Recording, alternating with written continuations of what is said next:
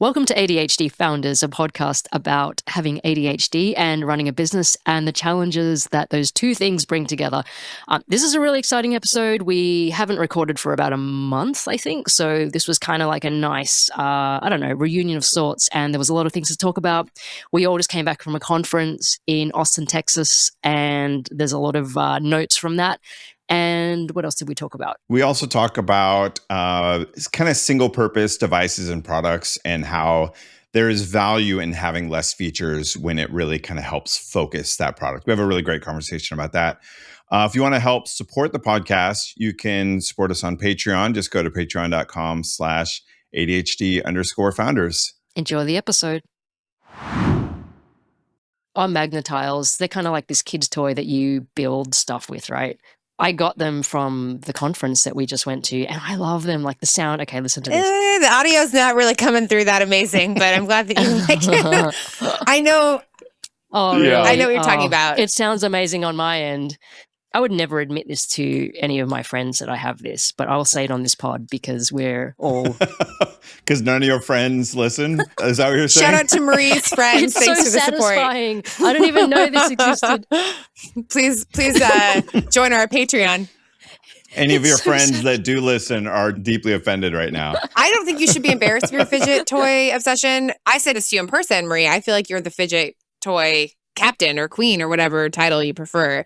You're the person who I feel like I would trust the most on a fidget recommendation. No offense, Jesse.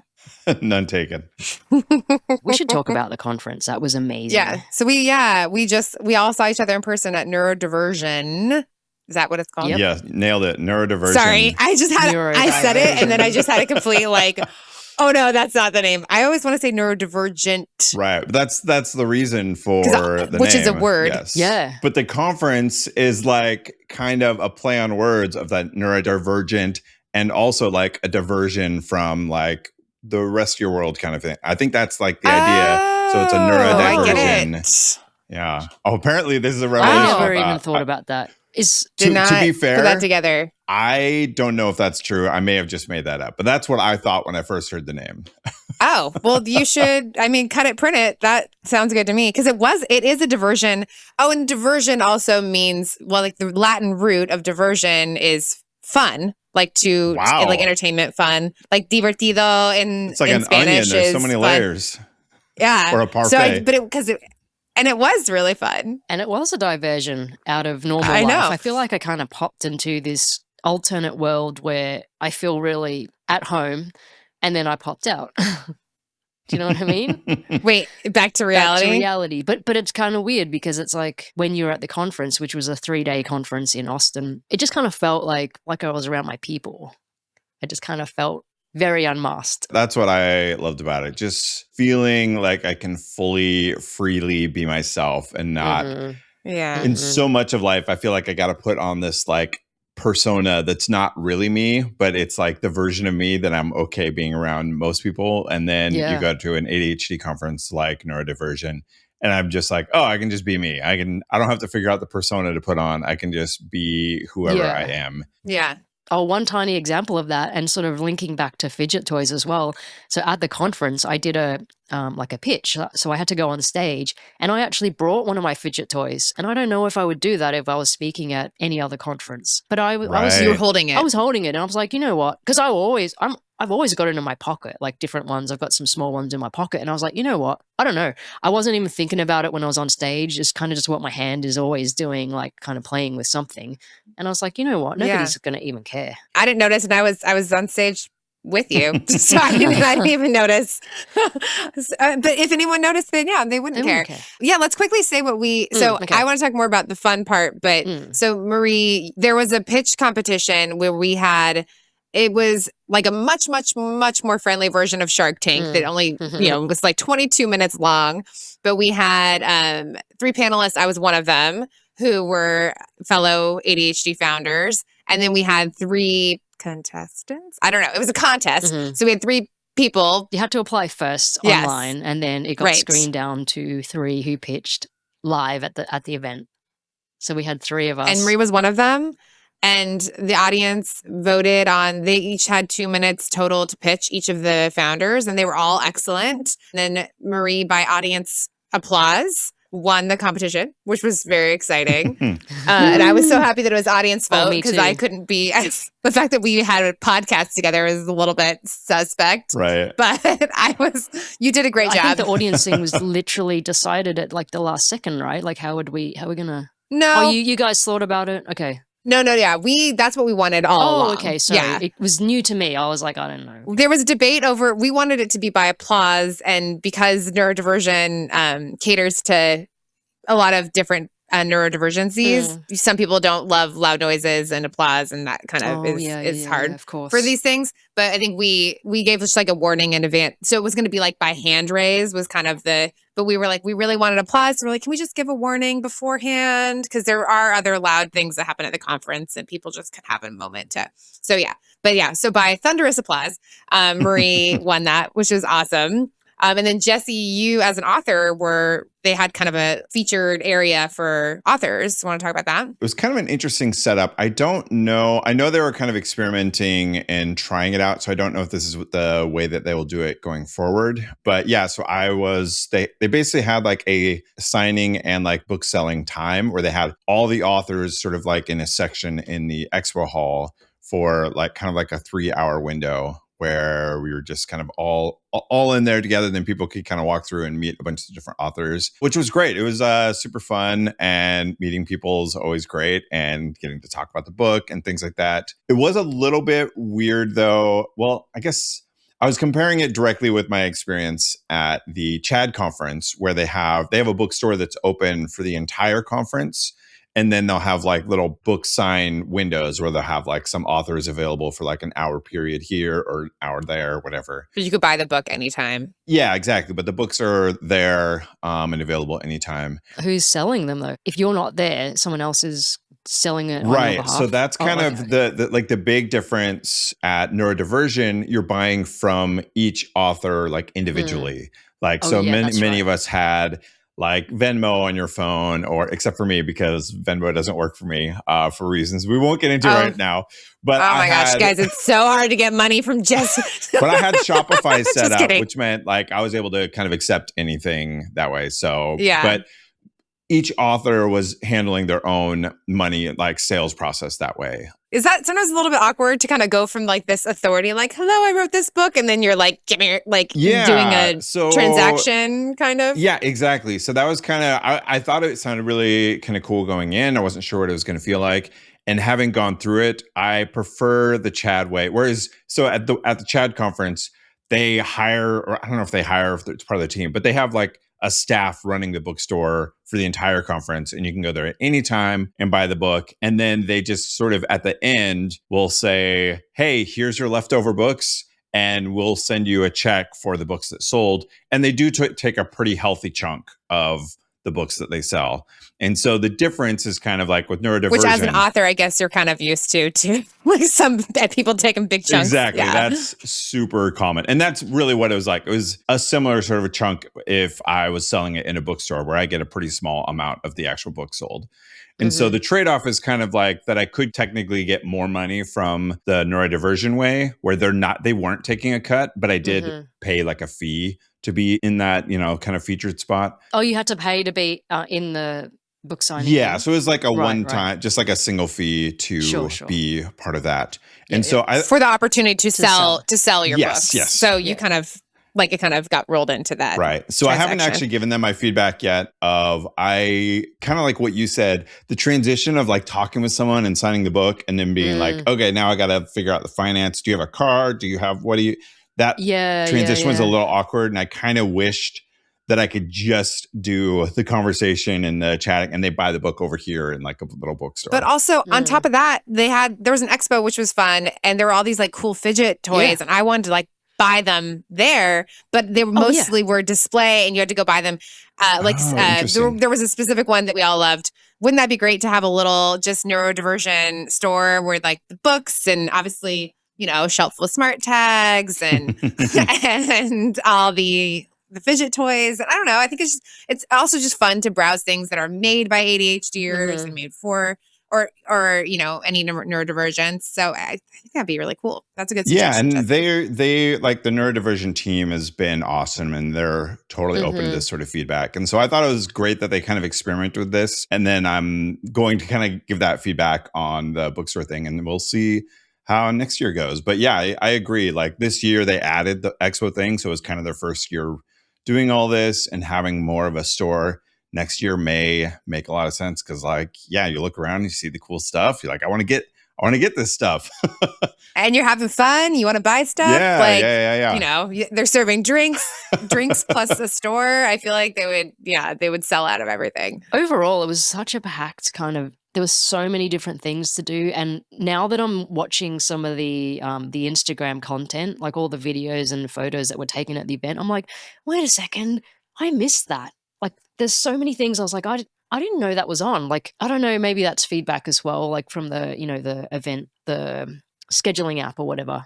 I don't know, I'm bad at schedules anyway, but I feel like I missed a lot of the what was going on. It was all there. I think I resist looking at those things. I mean, so what's cool about it is it's like not in a stuffy conference venue that it might be typical for conferences. So I think I like that I just kind of show up and just like see what was happening and just go follow my nose, which I liked. Yeah. And I mean, I did outside of it being a panelist, giving really micro fast advice to the founders that pitched with Marie, I did a 45-minute session on automating your life. And those were like these breakout sessions. And so they had 3 happening at a time, sometimes more, because there would be ones that were outside that would be like breath work or things like that.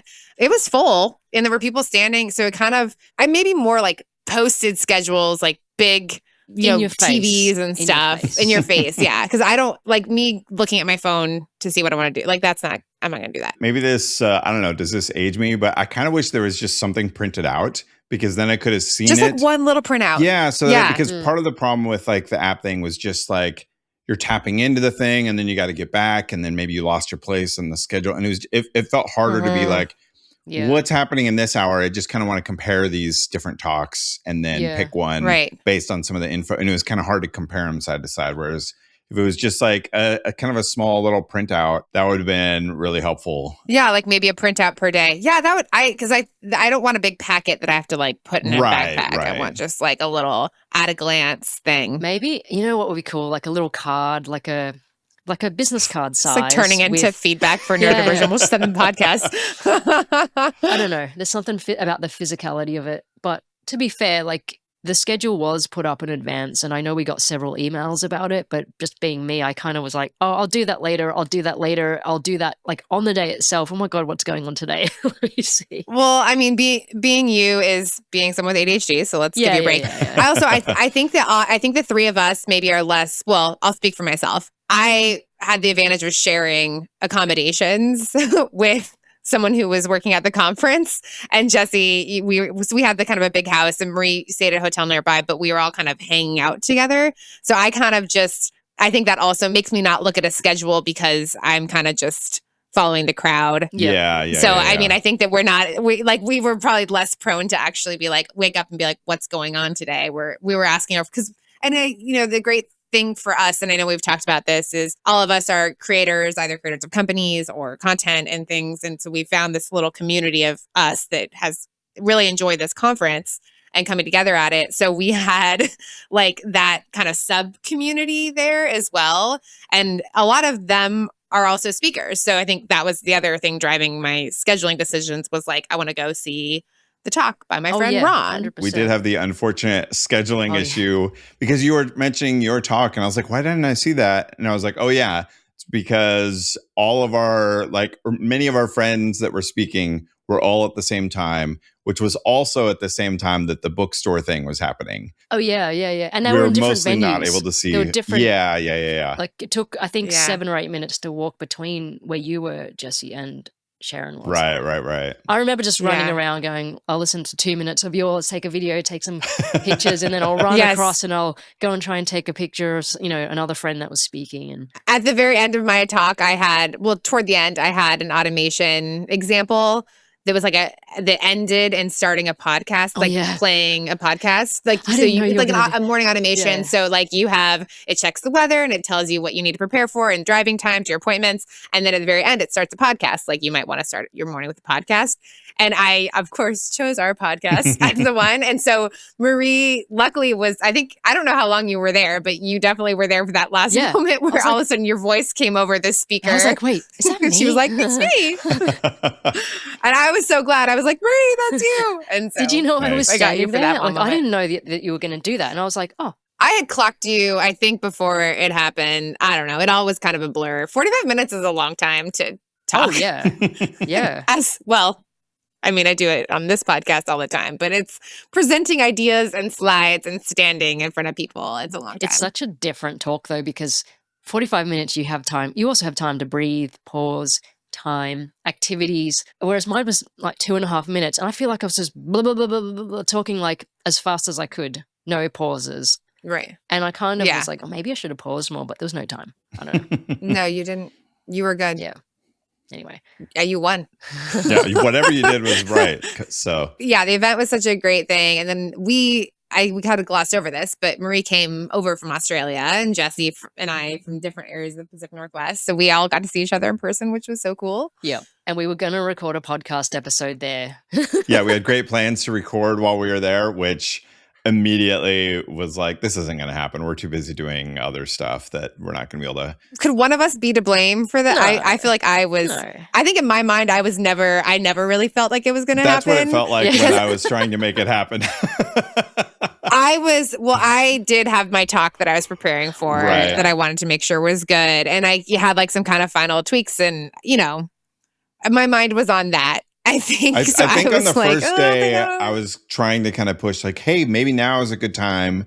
We could go and do it. And then I'm pretty sure, Sharon, you're like, maybe not right now, which I took to be like, maybe not this weekend. Sorry. It was like try once and then it's over. But I was the same as you, Sharon. Like there's massive waiting mode for me because my pitch thing was literally the very last thing of the event before the closing speech. So waiting mode, me the whole time, like thinking, I got to do this thing and I better not go out the night before, blah, blah, blah, or just take it easy. I was just on my mind the whole time. And of course, having ADHD, I wrote my pitch like that morning. I did the slide before. It was only one slide, but I actually wrote the thing that morning and then was trying to remember it. And like the whole day, it was like, that's probably why I missed half the event. You were a little bit late in delivering the slide. Of course. I mean, I was surprised the other people weren't. It was a kind of more last minute session. And so you guys didn't have a lot of notice either. Yeah. So, and I was flying. And you traveled from across the world. I was en route to the airport in Australia and I'm getting this message. Can you send your slide today? I'm like, nope, I'll be on the plane for the next 25 hours. I worked out my talk and I had all the outline and everything like that. But I feel like I couldn't really fully I didn't even build the demo until the day. Oh yeah, I saw you trying to make it the morning of, because I had a better idea for it. But I feel like I wanted to be relevant for the audience, and I wanted to. I don't know. I wasn't real until I was there, and I knew that would kind of be the case. I could have walked in the first day and probably done it fine, but I still was just tweaking all the way up until I did it because that's just how I work. I work best. My best thinking is in that file. If you had done the slide right when you found out you were in, it probably wouldn't have been as good. And you did this cute little thing for people to give their email address to you. Yeah. You made a cute little form. And so, I mean, I just feel but that's all last mile stuff. It's almost like my brain does. It is working and thinking about it in the background. I think subconsciously it's working, it's doing something. And Jesse and I have talked about this in the past. It's more I don't know, it's not like a linear thinking thing for me where I go, like a staircase where I'm like this, then this, then this, and this. It's never that orderly for me. It's always I think about it more as something that's really blur and then it all slowly comes into focus, but it also slowly comes into focus at the same time. So it's kind of all working. My brain's doing something, it's working on something. And then at the last minute, it's oh yeah, it's all clear. And I don't even know how I've done it. It's just oh yeah, that's the thing. Yeah, cool. Same with problem solving. It's it's never linear. It's always all these little bits and then they all come together. I'm yeah, okay, that's the answer. It's weird. There's a concept with that called leaping, where your brain, leaping. specifically kind of with problem solving, where your brain, because it's not like following, when you have ADHD, you're not following like maybe typical pathways to solving a problem. And so you won't really, like your brain, you don't know how your brain is working, but suddenly it'll leap to the solution. And you're like, oh, that's it. That's the answer. That is the solution. And you're extremely confident that that is a solution. But because of the leaping, it becomes really difficult to prove or explain why that is a solution, because you didn't follow like a linear path to get there. And so it becomes this sort of like, if you come to that conclusion and then someone's asking you to explain it, you really have to like work backwards to sort of unpack, why is it that I think that that I'm so confident that this is right? That happens to me all the time, which makes it really difficult when someone asks me to explain. I'm like, oh, don't ask me to explain. I know it's right. Let's just go with it, because it's going to be so much more work to unpack it and figure out why I know that that's true. It also makes it hard to sleep. Like, because you're just also just constantly thinking about like it's always working, and then afterward you're thinking about it again and like what you might have said differently and what you would have like. I mean, I think that it just cycles all the way through. But you're right, Jesse. I hadn't really thought about that, of like the how did I get here? No idea. No clue. I always have to think about, how can I explain that? And maybe this is the best way to explain it. And then I'm like, but did I actually get to it that way? I don't know. Maybe. But that's the helpful part about being a founder of a business. You don't really have to explain things to people always. You know what I mean? Yeah, totally. Sometimes when you're troubleshooting something or problem solving, like you make these massive leaps. Like I kind of go, oh, I think that's why. And then I try and prove that hypothesis. Like I'll jump straight out there. Like I'll probably skip like 10 steps and go, I think that's it. And then I'll work back and then I'm like, oh no, that's not it. Or it is it. Versus going, let me do all like the little steps in between. I'll just do like this massive, like, I think that's probably why, and then work back. I don't know if that makes sense. Like, but often it's right. Yeah. I mean, I think that's part of a lot of people who are creative. Creativity is commonly associated with ADHD, I guess, is what I'm trying to say too, which I think that linear thinking doesn't usually lend itself to creativity in my experience. Right. Like if you're like, I am trying to make this perfect plan to get to this destination, you're not giving yourself the freedom to have like weird thoughts and ideas and just get there in a weird way. So it's hard. Like it feels hard sometimes to be like that. But I also I don't think I'd want to be the other way. When there have been like, I don't know, scientific studies or whatever on creativity, a lot of the time what they're using is sort of like the metric for creativity is divergent thinking.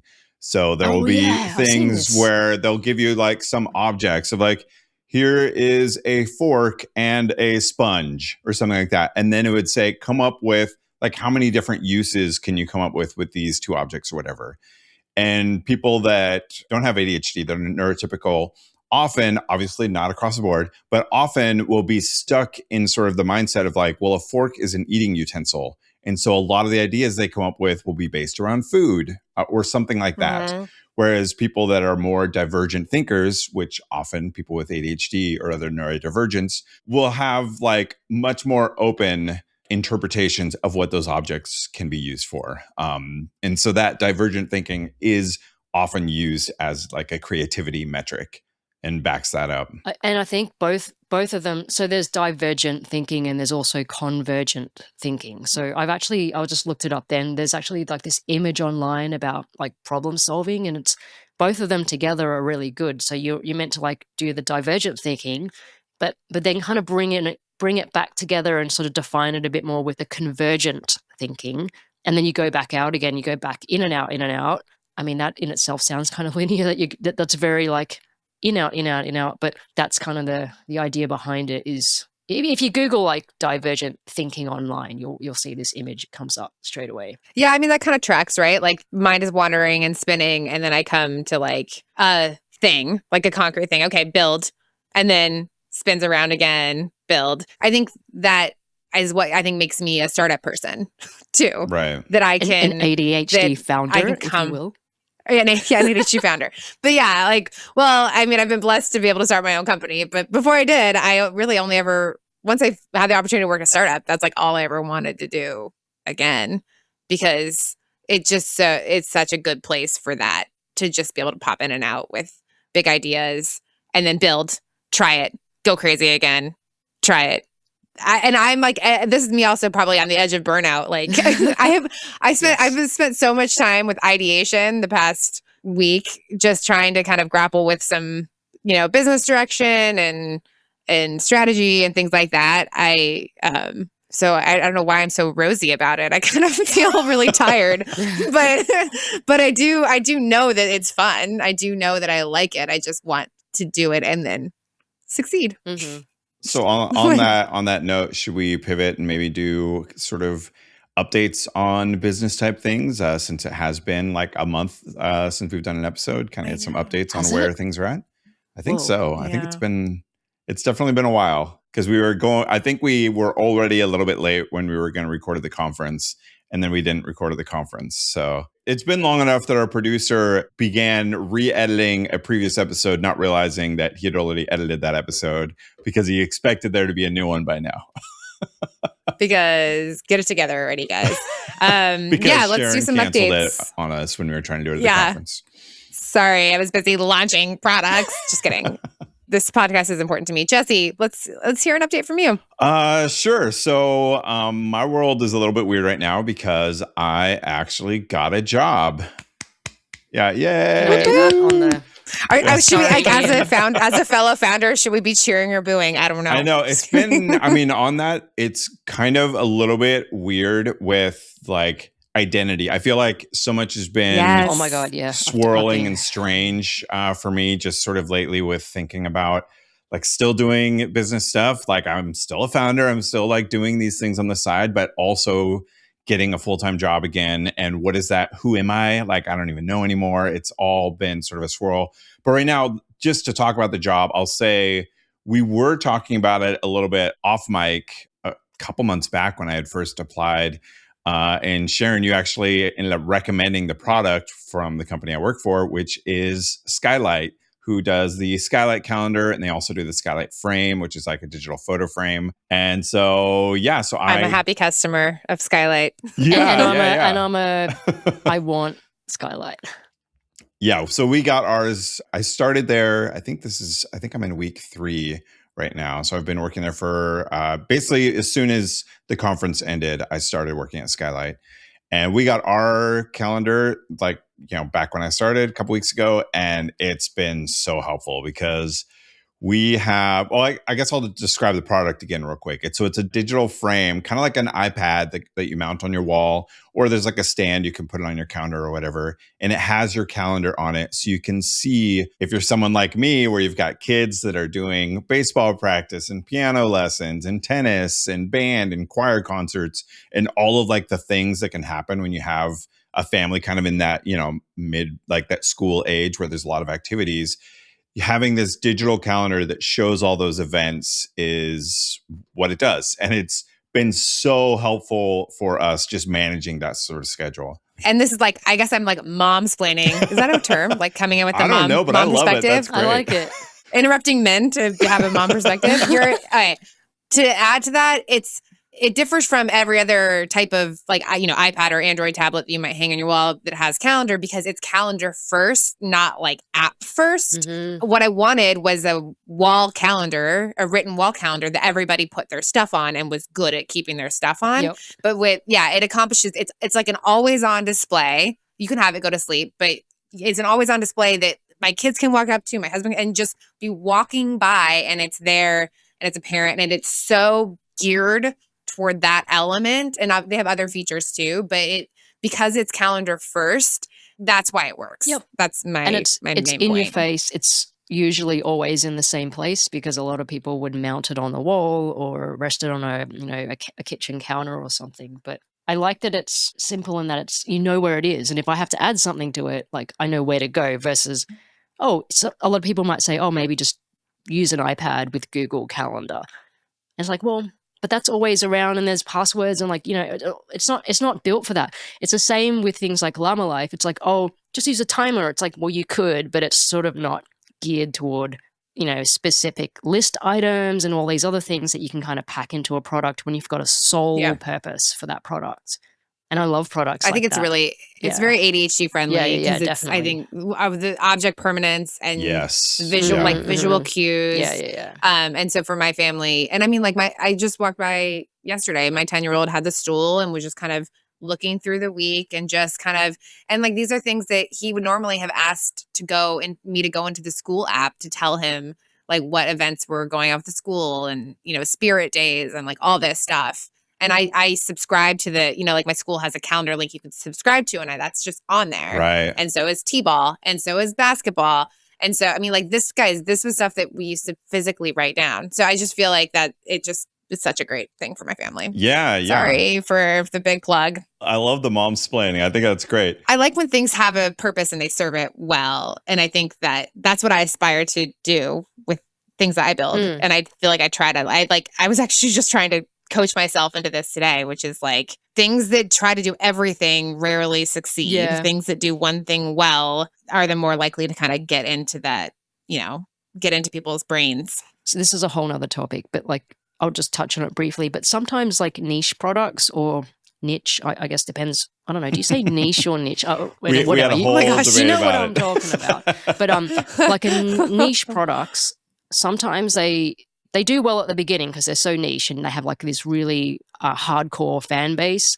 But then in order to stay sustainable as a business, sometimes they try and like broaden what they do. And then it becomes not niche, and the same fan base that loved them for what they were at the start don't love them anymore. It becomes like for everybody, and then they die. I've seen this so many times with products. I've been like, oh, this is so great. Often like Kickstarter products. And I'm like, I love this. And then slowly over time, it's like, I don't like this anymore. And then they're too big. I'm like, I don't know what you stand for. And then you start competing with really large companies and you're like, well, I'll just buy the other company then. Well, I mean, I guess that's true, but it's also the success story of all the most successful companies, right? Like selling books online, Amazon. Has anybody bought anything other than a book on Amazon? You know what I mean? I think that, but you have to do it different. Right. You know what I mean? Yeah. Like you get I mean, like for me, that's my main point is like getting a foothold with focus and then expanding from there if you have the opportunity to like serve your customers in a bigger way, right? But I think Amazon's a different story because they expanded by having different revenue streams and pillars. I'm talking about like, say,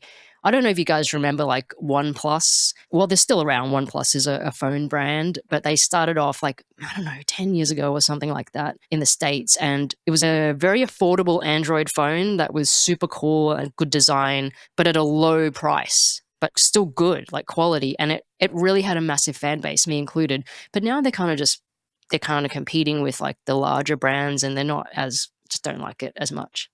Something like that. That's what I'm talking about. It's still a phone. Whereas Amazon have like keeping diversified your roots. Keeping your roots. Yeah. I mean, also, I think it depends on the thing, right? Like if you're serving the original purpose and the customer, it's also there's survival and growth and all that stuff. But I mean, I think that like, and for me, it's not just like the difference between niching down. I say niche. Okay. People don't agree. But I know I should be saying niche. I don't think there's one right way. Like I should be saying foyer. Okay. But niche vase to me is different than I'm more so like focus. Oh, my balloons are happening. I think you did the peace sign or something. And now it's not. I don't know. For our audio listeners, Sharon has just triggered the happy birthday balloons on her video. Somehow, because I was pointing down with my two fingers. But anyway, focus is the thing I'm trying to strive for. And what a funny thing to say as an ADHDer, but like, and in business, really like making sure I'm trying to solve a problem really, really well.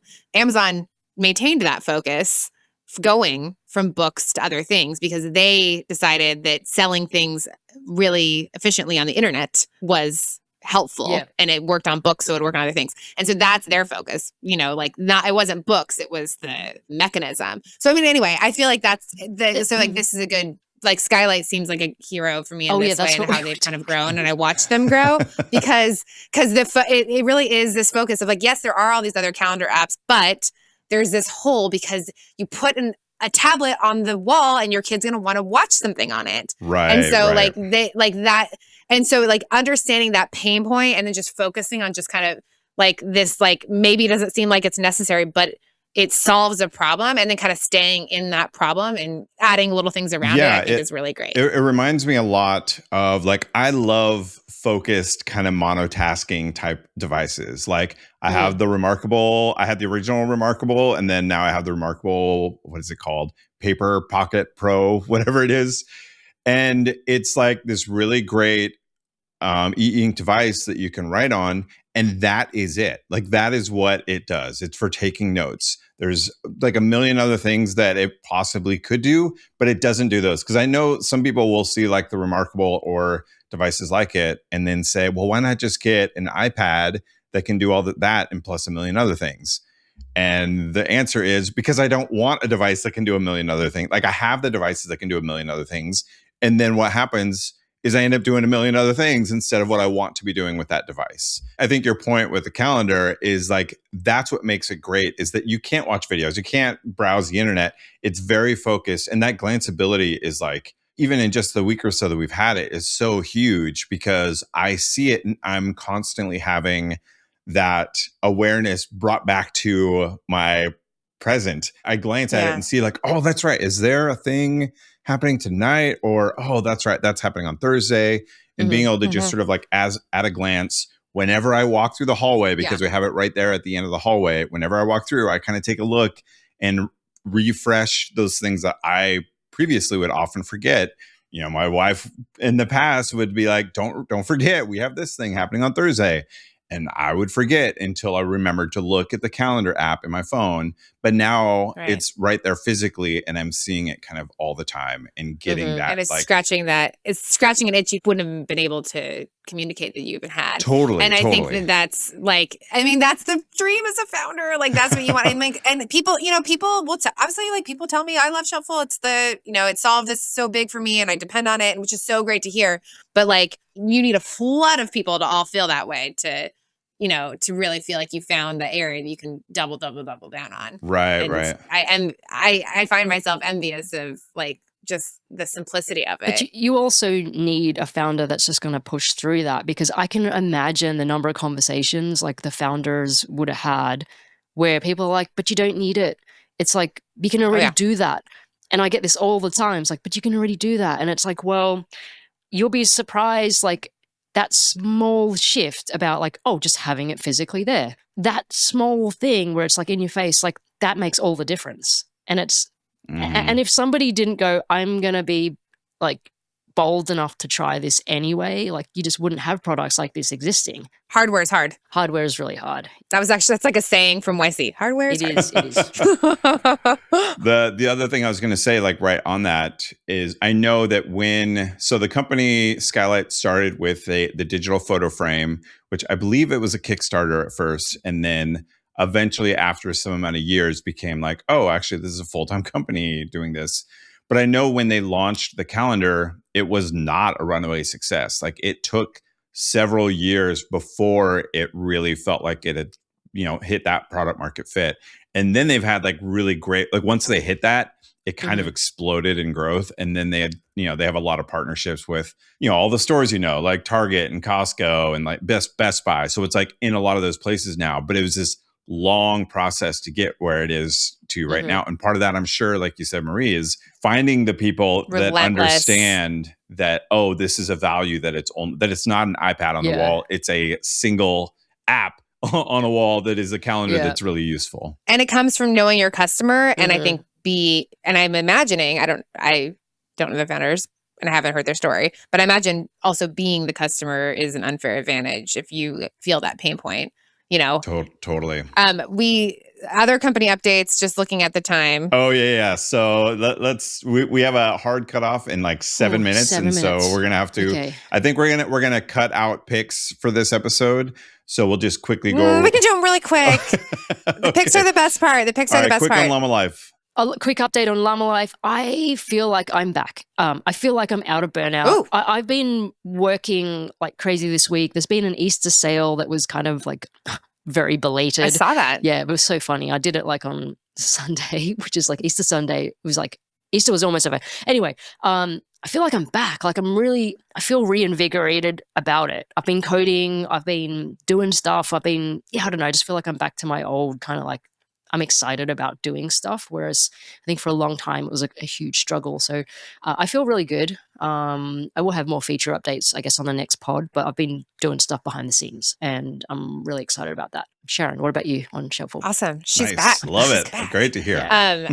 And yeah, I mean, like, lesson there, post this, if it's already Easter, fine. Yeah. Who cares? I was just like, sorry, everybody loves late. the sale. The sale's late. And also you kind of miss the frenzy of the earlier, like, just do it. I like, I think that's a good lesson there. Yeah, I've been, I guess our most recent episode, probably we talked about the smart tags. I think that were pending launch. So, since it's been a month, they've been launched. And it's going well. We're selling them through our site. And then I also have them on TikTok Shop and Instagram Shop. And it's been great to see. I think that as a founder, my update is I'm tired, and it's just a lot of work promoting a product, any product, but also just something that you're kind of trying to explain how it works, like when you're kind of trying to introduce a concept, which is my favorite thing to do with these. I wanted to have all the sales be like our initial launch to be all organic. As a founder, it's really important for me to be able to separate out what's organic and what's paid, because paid isn't always sustainable. And I think it's an easier way to gauge interest, or like seeing organic interest is helpful for me to get a pulse on just like really resonance of the product and get better feedback. So organic launch, it's been going well, but I'm tired. So yeah, doing a lot of, and I've been making a lot of content. Like the organic pulse comes with a lot of work from me, like my face, my voice, my fingers, doing all this editing and just trying to get it out there. So it's fun, but I'm definitely really burnt out on content. And it's hard to farm out, because some of the content I make, it would take just as long to pass it off to somebody. Yeah. Sometimes it's just a quick thing. I think that just getting that up and running and getting content humming has been a lot of work on that front. But I'm excited about it. I think that people kind of get it, and I think that people like it, the ones who've gotten it so far, or received their tags. And it's really fun to launch a physical. I'd never created and launched something. Oh, Marie has hers. That was one of her prizes. Do you know what? I really like the box that it comes in. I kind of feel Thank you. I don't want to throw this box out. Like, I want to use it for something, like it just feels like one of those. It's really nice. It feels like an iPhone. The curves. Go on. Okay. It feels like the original iPhone, like where it's got like nice curves. Is that what you modeled it on? Oh my God. That's what, I like, the reason I love this was if AirPods case was what I kind of was feeling like it has the feel of, because it's that kind of beveled corner, but it feels like something that you could put on your desk and like have out.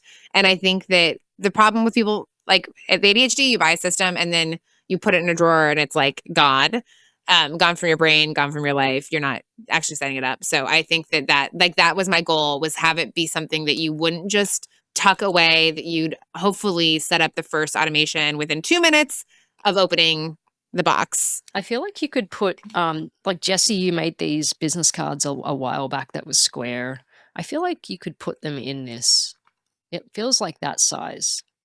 I don't know. It's very satisfying just the whole, like there's no... a little repurpose. Yeah, I like you're thinking of the second life of the case. Right. Thank you, Marie. Nice. Yeah, I thank you. That's awesome. And so that's my main business update is on that. And then also just trying to think about the future of my company. Does that count as a business update?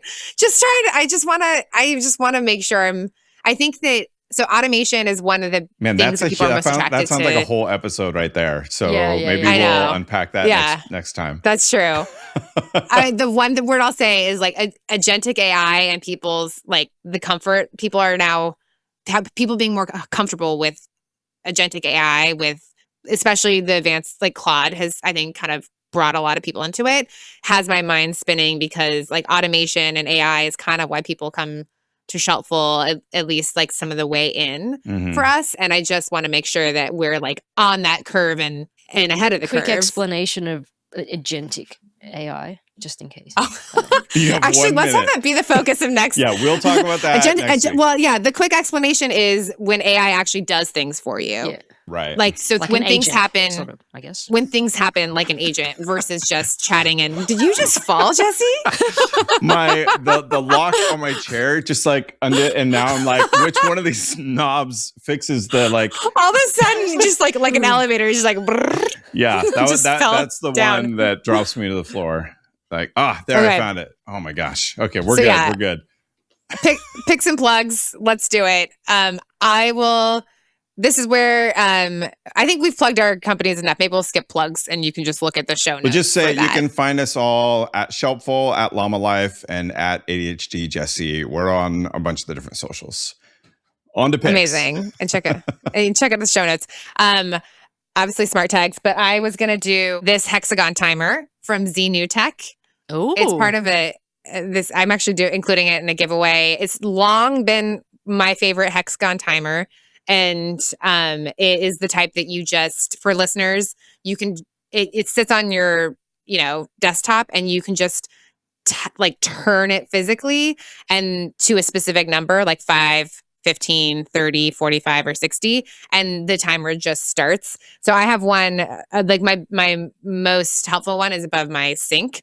So when I have to go there to do the dishes are the absolute worst. I hate them. Mm-hmm. And so if I just set it for 5 minutes, I'm like, I only have to do it for 5 minutes. And then like, spoiler alert, it usually just takes 5 minutes. Or you can just put the kettle on. It gives me an out. Yeah. Well, it gives me an out so that's why, but this is my pick. The kettle's not my pick, Marie. It's the hex. There's something about, I was trying to remember what it was. By Z New Tech. I was looking around my desk because I know I bought one of those. And there was something about it that really annoyed me, and I wish I could remember what it was because, like, I wanted to love it. That one specific, I recognize that box. I was like looking around, and like, do I have that still? Like, where? I don't know where. It's such a simple product. Doesn't have any features other than the timer. I know there was something. Did you not maybe you didn't like the sound, the alarm sound when it ends? Maybe I'll have to find it and then mess with it again to see what it was because. And also ping me because I actually have multiple of them. So maybe I could help you fix it. Well, good to know. Good to know. Yeah, because the concept, I love the idea of just like literally physically move this object really quick. And now you have a timer doing the same thing. Because I have like a Google device that I use a lot where I just sort of say, hey, do a timer for 15 minutes or whatever. And I use that a lot. Okay, so I just recently went to Canada. I went to another conference right after the one we went to. It was actually the Atmosphere, which is the Blue Sky at Proto conference, which is great. I won't go into all that. Also, I got detained at the border. Maybe we can talk about that next week as well. But my pick is, have you guys ever had Coffee Crisp? It's a candy bar. They don't sell it in the US, but they do in Canada. And it was amazing. It's not really like coffee, but it's got like just like a slight, it's kind of like, those like, like the wafer, like chocolate like wafer coffee ice cream bars where it's kind of, I forget what it's called. Anyway, I just highly, I wish, I was looking online earlier. Yeah. No, not that kind of wafer. Or those the Neapolitan kind that are like the crisscross kind of thing. I don't know what they're called. I know exactly what you're talking about. So there's like the pink one, the white one, and the chocolate one. Small like crisscross, small like really. Yeah. So it's kind of like that inside of a chocolate bar, but it also has this slight kind of mocha flavor to it. Yeah. Oh my gosh, I got it while I was in Canada, and it's amazing. And I need to see if I can get some shipped down to the US because they don't actually sell it here. But that's my pick is a Coffee Crisp candy bar. Okay, and I've got one. I've got one. Okay, so my pick is it's like a website. It's called worldtimebuddy.com. And if you're, because I'm in Australia, so like there's a lot of how do you schedule like meetings with other people? Not that I do that many meetings, but it's really helpful like for friends and stuff as well. And I used to use some other website that would show like, one time zone versus another. But I really like the way that this one's done. It's not fancy or anything, but it's really clear. Like I don't know, you can just put like the cities that you want and then it will just show you like, you just can drag around like the mouse over different times. I've used it too. And I like it. It really is like really no frills, but it is very easy to digest the information quickly. And I like that. Yeah. Nice. Single purpose. There you go. Just to bring it full circle. And that's it. And that's it for the podcast. Short and sweet podcast. Thanks, everyone.